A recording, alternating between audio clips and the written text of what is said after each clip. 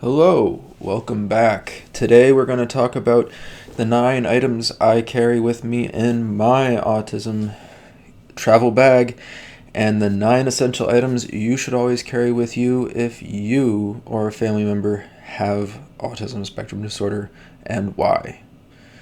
So first, the 9 things I always carry with me. Number 1, earplugs and sunglasses.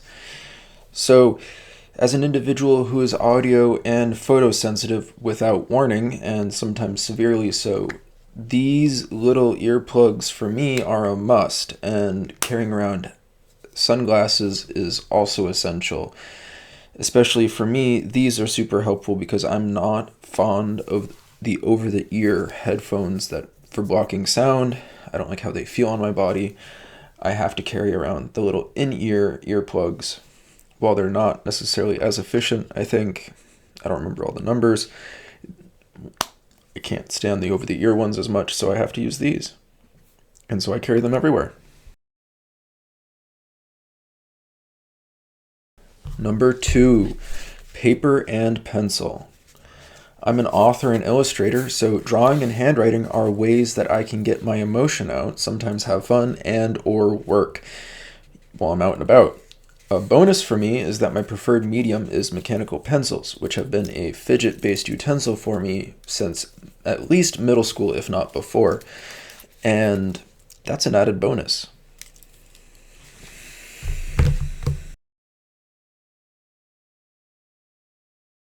Number 3, my cell phone.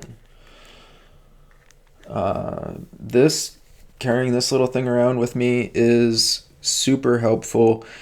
It's a means of both verbal and nonverbal communication via calls, text, email, but it's also a means of rest via music, comfort movies that I've watched hundreds of times. I have access to some of them on here via streaming as well. Super helpful to me and a necessity for a number of reasons.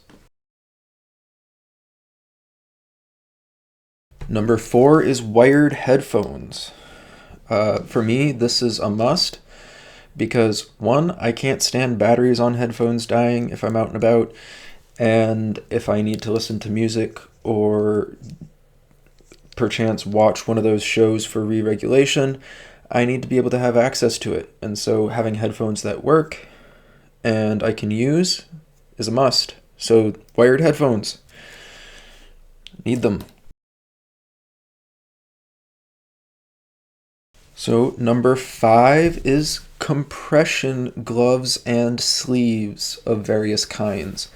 So I have major problems with my joints, so keeping compression gloves, compression sleeves, and other compression gear for when I have, especially for my most frequent offenders, is a must for keeping me going, especially in the winter when I'm out and about. Should I have flare-ups or should I have any situation come up that I'm expecting or not, I carry these and other compression equipment with me just in case.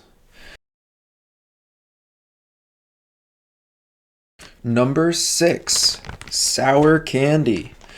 So when I'm starting to have a panic attack or too much of stress of one kind or another, sour candy for me is a huge help in giving a hard reset to those systems. It helps buy me enough time for me to lean into other tools at my disposal to get through until either I can get to a more comfortable setting or I can come back down. For me, these particular hard sour candies, not this particular flavor necessarily, but these particular hard sour candy brand works best, but that's just me. And no, I don't carry this many. It's usually only a half dozen or so. This particular bag just happens to be the ones I have sitting in my office, but they are usually sorted by flavor, and I usually only carry one flavor at a time.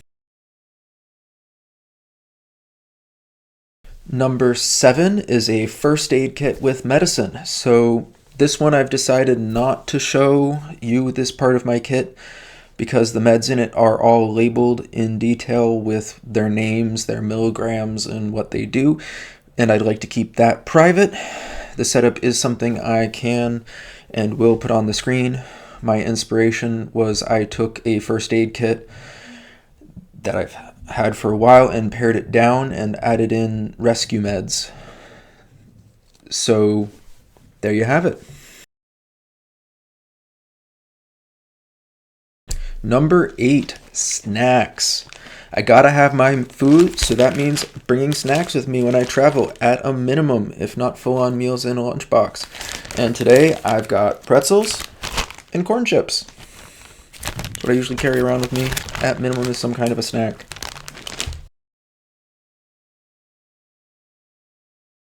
And then finally, for my list, number 9, coffee and water. The last specific item in my travel bag is coffee and water. Personally, coffee is a comfort drink for myself, helps me relax and improves my mood when I'm down. And water, well, we'll get to water in a minute when we go through the 9 items you should have in your travel bag at all times. So now that we've covered the 9 things I make sure to bring with me everywhere, either in or adjacent to my travel bag, now we'll tackle the 9 things you should always have in your travel bag. Something to keep in mind, though, as we go through the list, is that you can have multiple items to cover a single thing, and you can have multiple things covered by a single item. I certainly do. Number 1, noise-canceling earplugs, headphones, and or sunglasses or sleeping mask. So a must-have for most individuals who have autism is accessories to diminish or block out sound or light. While they might not fully stop overstimulation from these sources, they can potentially help really immensely. These can also be hugely helpful to individuals who suffer from a variety of migraines, including those, as I mentioned, brought on by overstimulation. Number 2, fidget and stimming objects. Fidget and or stimming objects are great help, again, for many individuals who have autism, something to keep the brain, the body working. It helps. I don't fully understand the neurological, psychological reason why, but it does, whether it's fidget spinners, fidget cubes, poppers, stretchy stims, oral stims, or in my case, mechanical pencils. Twirling them, all that fun stuff. Number 3, communication devices. Depending on an individual and or family's needs, communication devices these days include at least either a cell phone or mobile-enabled tablet for emergency communication, be it verbal or nonverbal, and maybe even an AAC or other touch talk-based device of some kind. If not, that being the enabled tablet. Number 4 is re-regulation items.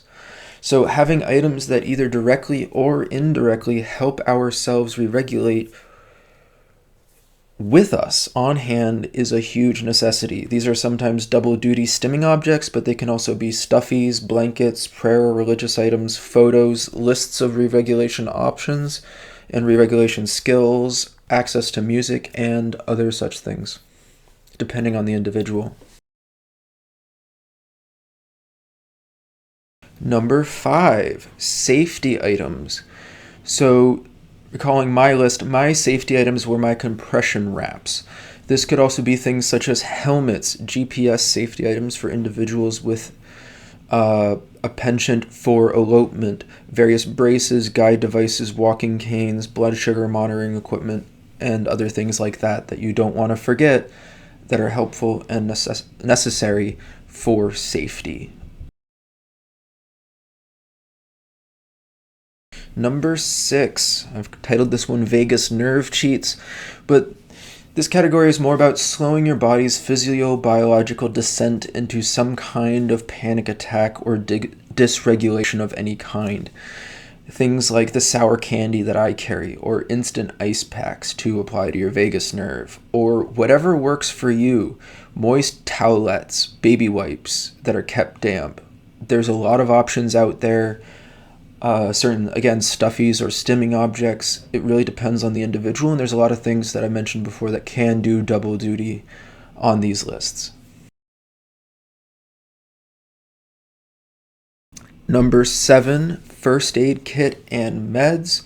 Your first aid kit and med kit by no means needs to be either as comprehensive or as organized as mine. Still having at least a few bandages of some form or another, similar items that don't take up much space can be super beneficial, even if it's just a few bandages that, pre-adhesived, and maybe some kind of antibiotic ointment just in case someone gets a cut.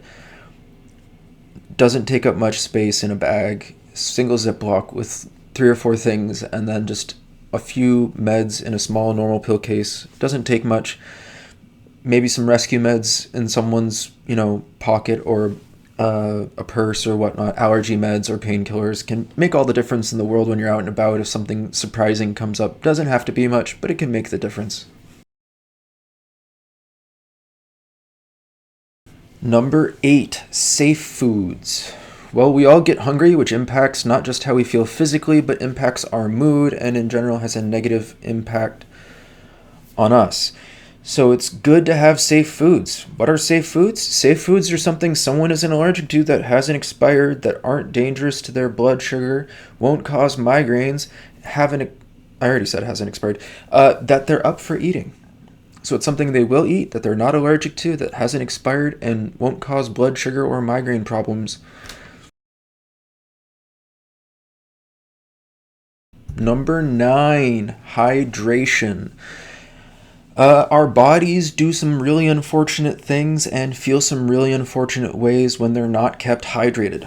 We're mostly water from a chemical standpoint, and our body needs water to operate at full efficiency. So bring some with you so you can keep those hydration levels for you and yours up where they should be. It doesn't really matter what that form of hydration is, though. If it is water, if it's a name brand electrolyte drink, if it's some kind of fruit juice, if it's some kind of unexpired 1990s Hawaiian punch, it doesn't matter as long as it's, again, safe, unexpired, not going to cause see the safe food definition, not going to cause dangerous situations, and, it's something someone's willing to drink.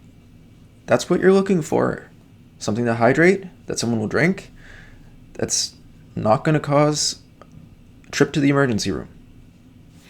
So there you have it, the 9 things I take everywhere and the 9 things you should always include in your travel bag. So what items do you and your family always take with you when you travel on a day-to-day basis or when you're out and about on something longer?